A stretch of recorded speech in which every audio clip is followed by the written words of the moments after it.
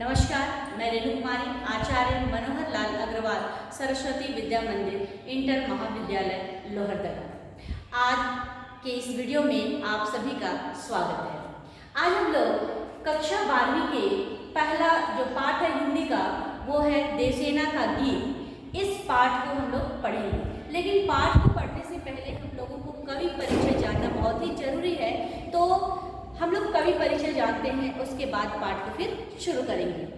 तो ये देवसेना के गीत जो गीत है, इसके कवि हैं जयशंकर प्रसाद। जयशंकर प्रसाद आधुनिक काल के छायावादी कवि हैं, और छायावादी कवि तो है ही, लेकिन एक प्रतिष्ठित और विख्यात कवि हैं।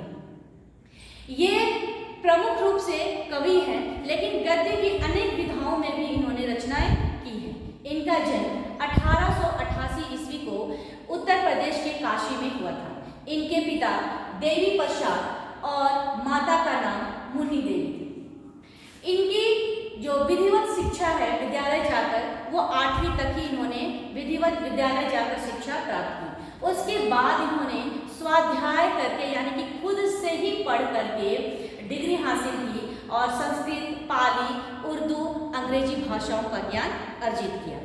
इसके बाद इन्होंने इतिहास, दर्शन, धर्मशास्त्र और पुरातत्व में भी विशेष दक्षता प्राप्त की। इनका आप स्वभाव के बारे में बात करें तो ये एक शांत प्रवृत्ति के थे, सौम्य प्रवृत्ति के कवि थे, और ये कभी भी दूसरों की निंदा नहीं करते थे और ना ही अपनी प्रशंसा खुद करते थे। तो इसको हम लोग कह सकते हैं कि ये परनिंदा और आत्मस्तुति से हमेशा बचते रहते थे।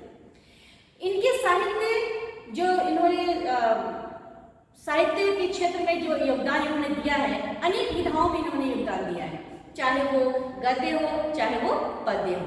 लेकिन मूल रूप से ये कवि ही थे, लेकिन इन्होंने इनका जो साहित्य है, इन्होंने जो साहित्य को अपना योगदान दिया है, उसमें प्रमुख रूप से भारतीय संस्कृति झलकती है और राष्ट्रीय चेतना का स्वर भी दिखाई देता है। तो इनके जो गद्य की अनेक जो अन्य विधाएं हैं, उसमें नाटक है, उपन्यास है, निबंध है, कहानी है, एकांकी है। लेकिन इनका जो नाटक, इन्होंने जो नाटकों की रचना की है, वो सिर्फ और सिर्फ ऐतिहासिकता पर, क्योंकि उसमें भारतीय संस्कृति को दिखाया, भारतीय गौरव को इन्होंने इस नाटक के द्वारा इन्होंने दिखाने की कोशिश की है। तो इनके नाटक में अजातशत्रु, स्कंदगुप्त, चंद्रगुप्त, ध्रुव स्वामिनी, विशाखदत्त, अनेक नाटकों की रचनाएं इन्होंने की हैं, लेकिन सभी नाटक उनका ऐतिहासिकता को दर्शाता है। इसलिए नाटक के इस युग को एक युग को प्रसाद युग के नाम से भी जाना जाता है।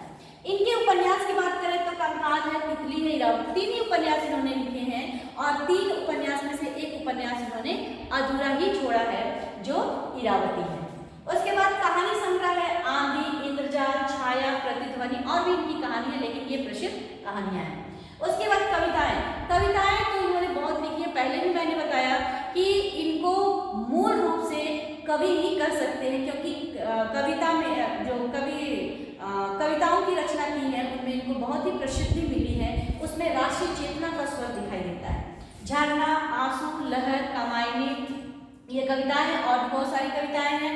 और इनके साहित्य में, जैसा कि मैंने कहा, भारतीय संस्कृति और जीवन मूल्यों की विशेष झलक दिखाई देती है, और इनके साहित्य में राष्ट्रीय जागरण का स्वर भी दिखाई देता है। भाषा इनकी एकदम सरल सुबोध है, और भाषा है खड़ी बोली।